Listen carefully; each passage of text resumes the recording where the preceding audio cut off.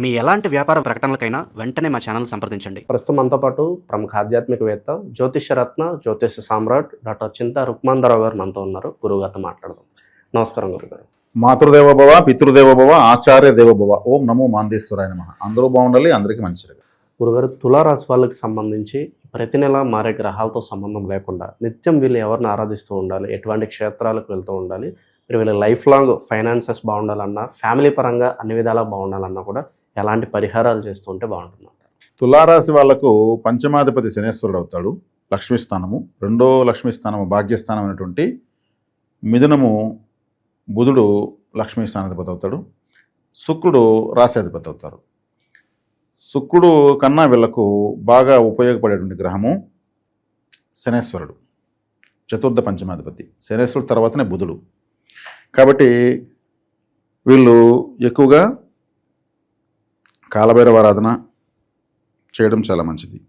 అంటే శనేశ్వరుడు కాలభైరవుని శిష్యుడు కాబట్టి. అదేవిధంగా భాగ్యస్థానం బుధుడు. బుధుడు అంటే మహావిష్ణువు ఆరాధన. మహావిష్ణువు యొక్క ఆలయానికి బుధవారం రోజు వెళ్ళడము, కాలభైరవ క్షేత్రానికి శనివారం వెళ్ళడము చాలా చాలా మంచిది. లేదా కాపలా దేవతలు అంటారు. కాపలా దేవతలు అంటే గ్రామదేవత. ఇప్పుడు గ్రామాన్ని కాపాడేది కూడా భైరవాలే. భైరవ అంటే కుక్క.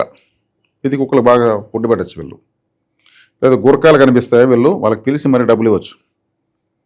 గుర్కాలు వాళ్ళు పూజించేది వారాహిమాతను. వారాహిమాత కాశీ క్షేత్రాన్ని కాపాడేటువంటి అక్కడ గ్రామదేవత. కాశీకి గ్రామదేవత. నేపాల్లో వారాహిమాత యొక్క ఆరాధన ఎక్కువ జరుగుతుంది. ప్రపంచంలో ఎక్కడ జరిగినట్టు. ఆమె రక్షణ దేవత కాబట్టి, కాపల దేవత కాబట్టి నేపాల్ని ఏ దేశం ఆక్రమించలేదు. నేపాల్కి స్వాతంత్రం లేదు, వాళ్ళకి స్వాతంత్ర దినోత్సవం లేదు, వాళ్ళని ఎవరు ఆక్రమించలేదు. వాళ్ళు ఆరాధించే దేవత వారాహిమాత.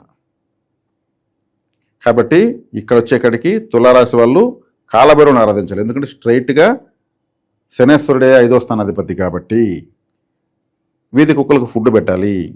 ఖచ్చితంగా లక్ కలిసే వస్తుంది, సందేహమే లేదు. కాబట్టి వీళ్ళు శని గాయత్రి మంత్రాన్ని కూడా శనేశ్వర జయంతి, శని త్రయోదశి వచ్చినప్పుడు శని గాయత్రి మంత్రం 100 నిమిషాలు చదువుకోవచ్చు. ఆలయాలకు ఎందుకు వెళ్ళొద్దు అంటున్నానంటే, ఆలయాలకు వెళ్తే ఎప్పుడు లేనంత జనం ఆ రోజే వచ్చి పడతారు. మీరు ఏకాగ్రతగా పూజించలేరు. అదే ఏకాగ్రతగా ఇంట్లో కూర్చొని శని గాయత్రి మంత్రం చెప్పచ్చు. శని గాయత్రి మంత్రం చెప్పుకుని కాకు అన్నం పెట్టచ్చు, శనేశ్వరుడు యొక్క వాహనం. లేదా కుక్కలకు ఫుడ్ పెట్టచ్చు. ఇది చేయడం వల్ల శనేశ్వరుడు కర్మకార గ్రహము, జీవితాన్ని ఇచ్చే గ్రహము, వీళ్ళకు శుభగ్రహమైంది. కాబట్టి వీళ్ళకు అద్భుతం జీవితాన్ని ఇచ్చేస్తాడు. అందుకే ధర్మదేవత, ఈ తుల అనేది ధర్మదేవత చేతిలో ఉంటుంది. శనేశ్వరుడు ధర్మదేవత. న్యాయస్థానము నల్లని కోటలోనే ఉంటుంది. శనేశ్వరుడు యొక్క ప్రభావంలో న్యాయస్థానం ఉంటుంది. ధర్మదేవతలు నల్లని గుడ్డే కడతారు. కాబట్టి వీళ్ళు ధర్మాన్ని తప్పకూడదు, అబద్ధం చెప్పకూడదు. ధర్మదేవత అబద్ధం చెప్పినట్లు లెక్క. చెప్తే వీళ్ళకి దోషం, శనేశ్వరుడు పనిచేయడు. వీళ్ళు కానీ అబద్ధం చెప్తే శనేశ్వరుడు అడ్డం, పూర్తిగా పాపగ్రహం అయిపోతాడు. నిజం చెప్తే కీర్తి ప్రతిష్టలు, శాశ్వతమైన జీవితం. జీవితం అంటే శాశ్వతమైన, జీవితం తాత్కాలికం. కాబట్టి వీళ్ళు తులారాశి వాళ్ళు ఎట్టి పరిస్థితుల్లో అబద్ధం చెప్పకూడదు. కష్టమే వచ్చినా కానీ నిజమే చెప్పాలి. కాబట్టి వీళ్ళకు బుధవారం కలిసి వస్తుంది, శనివారం కలిసి వస్తుంది, శుక్రవారం నార్మల్గా ఉంటుంది, ఆదివారం కలిసి రాదు. బుధవారం రోజు వీళ్ళు చక్కగా మహావిష్ణువు యొక్క ఆరాధన చేయొచ్చు. వెంకటేశ్వర స్వామి గుడి కానీ ఇంకేదైనా మహావిష్ణు సంబంధాలకు వెళ్ళి రావచ్చు. శనివారం రోజు కాలభైరవ క్షేత్రము వెళ్ళి రావచ్చు. వీరభద్ర క్షేత్రం కూడా వెళ్ళొచ్చు. కాపలా దేవత ఆయన కూడా ఆయుధాలు ఎత్తుకుని ఉంటాడు, రక్షించడానికి ఉద్భవించాడు. కాలభైరుడు వీరభద్రుడు సమానమైన దేవతలే. వెళ్ళవడం చాలా మంచిది. కాబట్టి ఆదివారం రోజు ఒక ఆరెంజ్ కలర్ రిబ్బన్ ముక్కలు కత్తిరించి నీళ్ళలో కలపాలి వీళ్ళు. అది వ్యతిరేకం కాబట్టి దాన్ని వ్యతిరేకం చేయాలి. మైనస్ ప్లస్ అవుతుంది.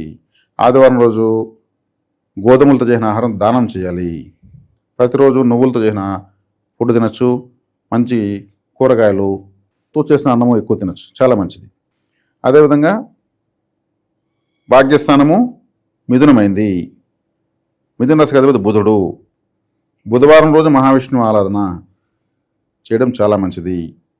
వీళ్ళకు ఆదివారం కలిసి రాదు, కేర్ఫుల్గా ఉండాలి. ఆదివారం ఎట్టి పరిస్థితుల్లో కలిసి రాదు.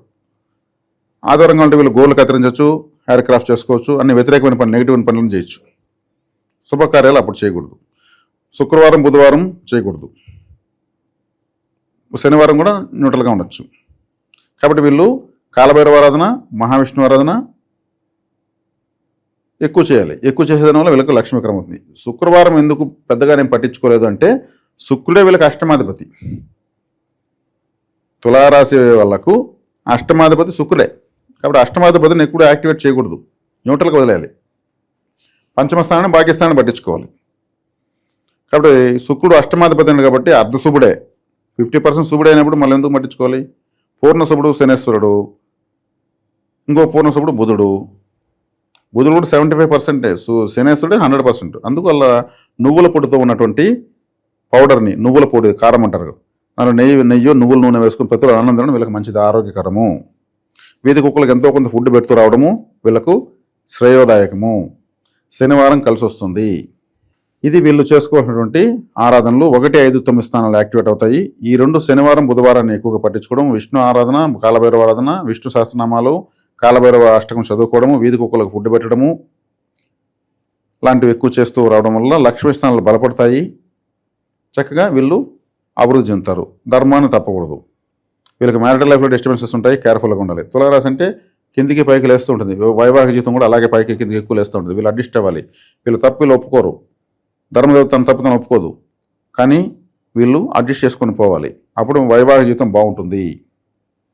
ఎందుకంటే సప్తమాధిపతి కుజుడు వీళ్ళకు పాప శత్రుగ్రహం కాబట్టి మ్యారిటల్ లైఫ్లో డిస్టర్బెన్స్ వస్తూ ఉంటాయి. కాబట్టి ఇది వీళ్ళు తీసుకోవాల్సిన జాగ్రత్త. వీళ్ళే అడ్జస్ట్ చేసుకుని పోవడం వల్ల మ్యారిటల్ లైఫ్ సుఖాంతం అవుతుంది.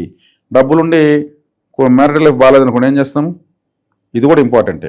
ముఖ్యంగా తులాలగ్నం వాళ్ళకు మ్యారిటల్ లైఫ్ డిస్టర్బెన్స్ కంపల్సరీ అవుతుంది. ఇప్పుడు నేను చెప్పినటువంటి సెల్ఫ్ కౌన్సిలింగ్ వీళ్ళకి చేసుకోవడం వల్ల